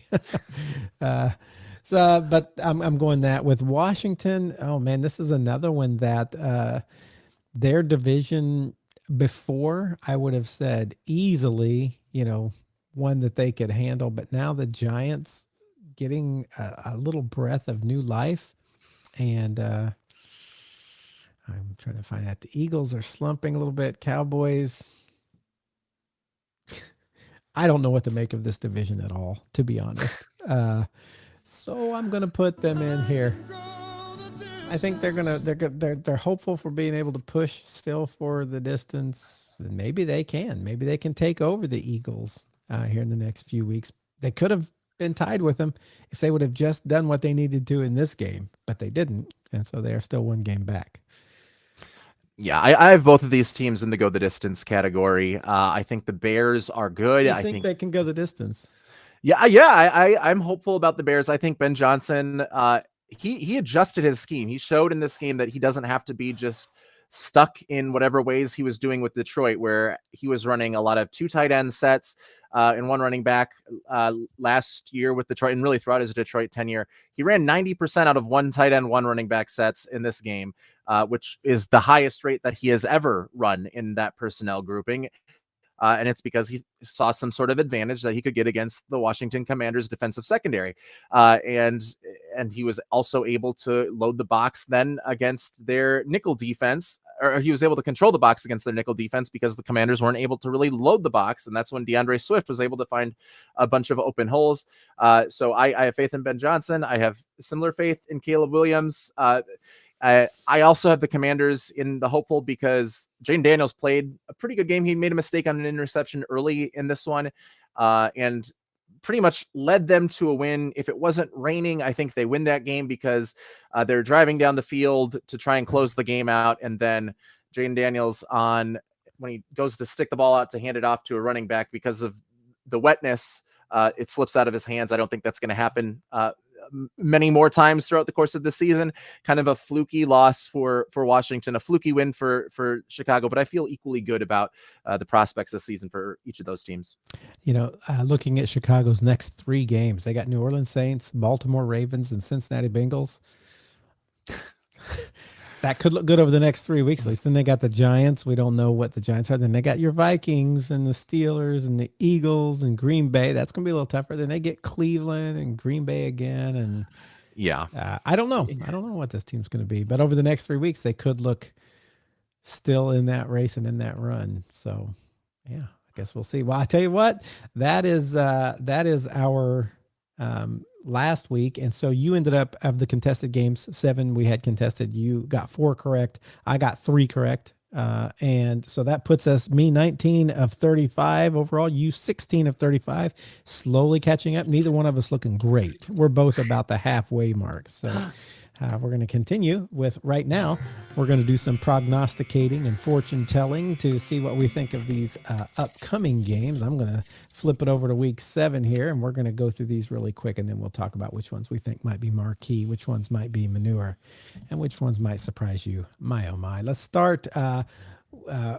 pick session here today with Pittsburgh at Cincinnati. It's going to be a quick pick. Pittsburgh for me.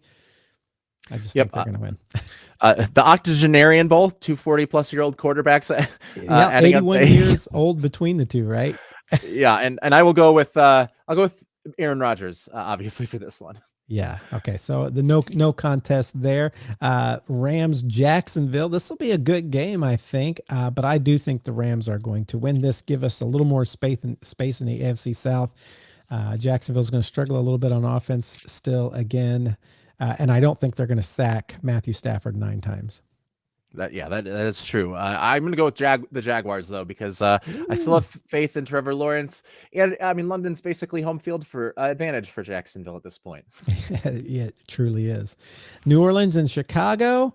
I am going to give Chicago the win over in this one just because of the trend that has been going on. I could see it going either way, but I'm going to pick Chicago.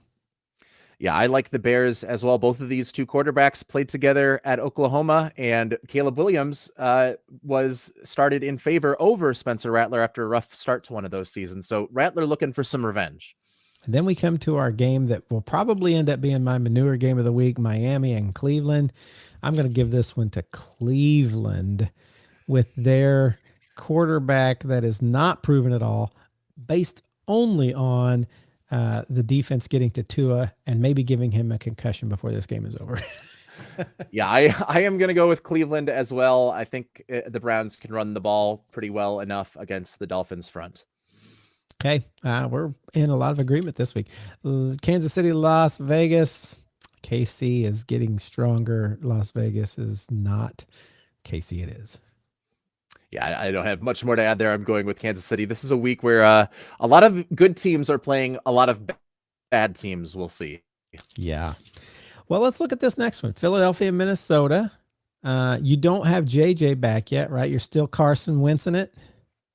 I made that a verb. JJ is on the practice squad, and Kevin O'Connell has not announced which one of these 2 will, or sorry, did I say practice squad? Injury report. He's on the injury report as a practice limited squad. I'm like, what? Yeah, sorry, we're done with JJ McCarthy. It's Carson. No, he is on the injury report. He hadn't practiced. I should have said practice field. He's on the practice field, but Kevin O'Connell has not announced which one will start.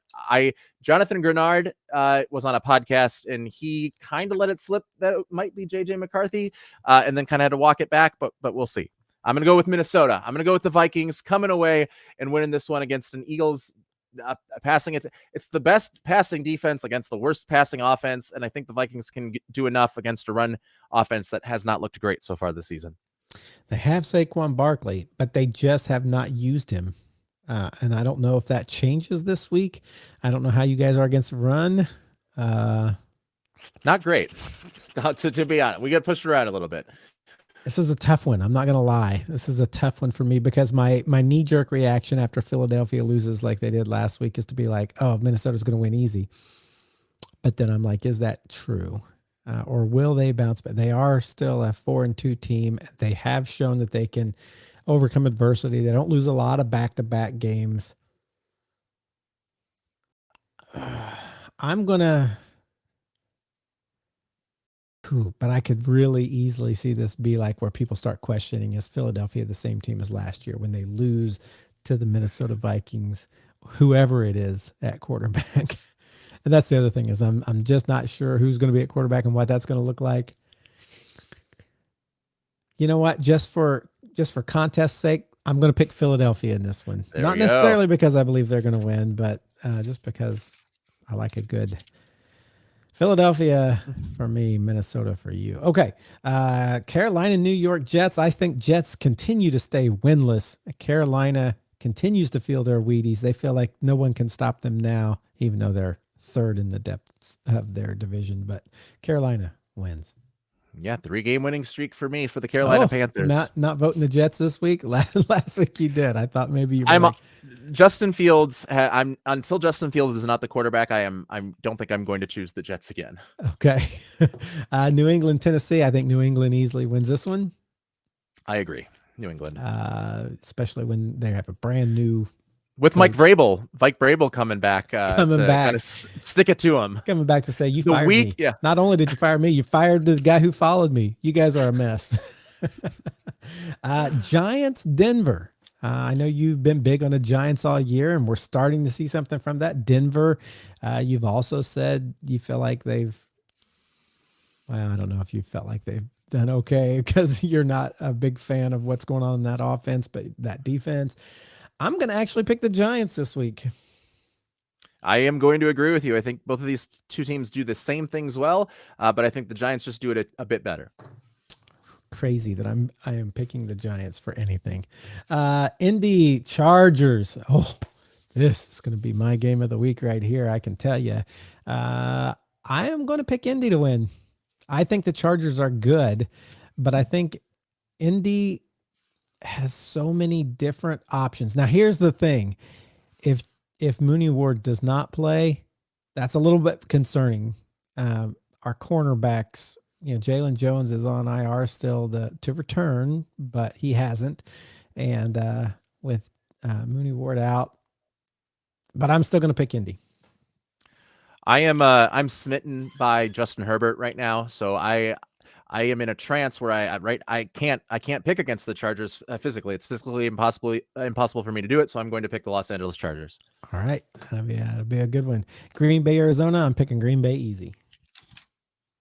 I'm going to go Cardinals. I know I have these two teams ranked at the opposite ends of the spectrum, but weird things happen in Arizona to the Packers. They lose a lot of weird games in Arizona, playoffs and otherwise. So I'm going to go with the Cardinals. Boy, we're gonna have a good number of contested here. Washington, Dallas. Man. Neither of these teams have been blowing my socks off. I think I'm going to go Washington. Yeah, I'm going to go with the Commanders. I think that Daniels is going to really be able to fool the bad linebackers that the Cowboys have. And I think whatever his name is, Krosky Merritt. Is that his name? Yeah, Bill. I think he's going to keep Dallas from just like going crazy on Jaden Daniels because of that threat. I'm also going to pick Washington. That's mostly just because I have no faith in Dallas, and I hate Dallas. So I'm going the same there. Atlanta, San Francisco. I'll go Falcons. I think I'm going to go Falcons also. It's so hard to do, but they've been that up-down team, and they just had a down, right? Yeah. So yeah. I think it's time for an up. Oh, wait, no, the Falcons just had an up. They just beat the Bills. Oh, that was an up. That was a big up. Oh, but that looked so good when Bijan Robinson was running on the sideline. I'm going to vote for back-to-back ups for Atlanta. I'm staying Atlanta. Perfect. I think this is where we start to see San Francisco suffer for all of the injuries. Tampa Bay, Detroit. Oh, my. We got some good games this week. We got some tough games this week. Yeah, I'm going to go with Tampa Bay, a depleted secondary against Baker Mayfield. Baker Mayfield equally smitten with him right now as I was with Justin Herbert, so I can't pick against the Buccaneers. I am going to go crazy and say that the Detroit Lions feel so much anger at being beat by the Kansas City Chiefs that they come out hard-nosed, full Dan Campbell, and they win, knocking only one team at 5-1, and that is the Colts after this week, or it would be 6-1, I guess. So I'm going to go Lions, and you go Tampa Bay, and I like both those teams. So Houston, Seattle, I'm going Seattle on this one. I think Seattle has looked like a really strong team, and I know Houston had a rough schedule early, but there's some places where that offensive line can be exploited, and CJ Stroud can be rushed and then get off of his game, and I think Seattle can do that. Yeah, it's a big mismatch between the defensive line of the Seattle Seahawks and the offensive line of the Houston Texans. So I'm also going with the Seahawks. All right. So out of these, let's pick a marquee game. What's going to be your marquee game of this week? My marquee game is going to be Detroit against Tampa Bay. That is just going to be a fun one to watch all around, I think. And it could be high scoring. And I think Tampa Bay ends up pulling that one off. And I think that's a great game. I would have picked that one too, but I'm going to go ahead and pick the other 5-1 team, Indy Chargers. I think that's going to be a good game, and I'm going to make that my marquee, mostly because I'm super excited to see Indy beat a good team. Come on, Indy. You can do it. What's going to be your manure game of the week? I really wanted to go with Cleveland and Miami, but I'm left-handed, and both of these quarterbacks are left-handed in a Southpaw Bowl. So I can't pick that one, despite it looking ugly. I am going to go... I think I'm going to go with New England and the Saints, because I think New England is just going to blow out. Or no, not the Saints. The New England and the... who's New England playing? My bad. Tennessee Titans. Yeah, it will be probably even worse than it would be New England. Yeah, I am going to go ahead and pick Miami Cleveland just because I talked about them that possibly being my manure game, and it is going to be. I'm not left-handed, so I can say manure. And your my oh my, what's going to be a good surprise game? Man, I think a good surprise game could be. I'm going to go with the Green Bay Arizona game because I picked Arizona to win that one. And I am going to go with. Man, I should have been more prepared for this my oh my here. Man, do I pick Eagles, Minnesota? Do I pick Atlanta, San Francisco? Do I pick New York, Denver? Which of those feels like more of a my oh my to me? I'm going to pick. No. What was the first one I said? Minnesota, Philly? Minnesota, Philadelphia, yeah. Yeah, I'll go Philly, Minnesota as my oh my game of the week. Because right. I think it's going to be Philly playing better than they. No, you know what? I'm going to switch it. I'm going down to the Giants, Denver, just because they're so, like you said, almost the same strengths on each side of the ball, and so I'm going to go with that one. That's going to be my oh my. Giants, Denver. Giants, Denver. Perfect. You're like, I doubt that's going to be on my game, but I like that one. I like that one. Okay, good. All right. Well, I think that's going to do it for us here today on the Football Fandemic. We've got some teams that's got to get better. We're going to see where that goes. We're going to see how these end up next week when we look at how our contested games went.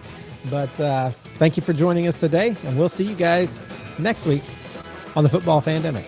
Thanks for joining us. Bye now.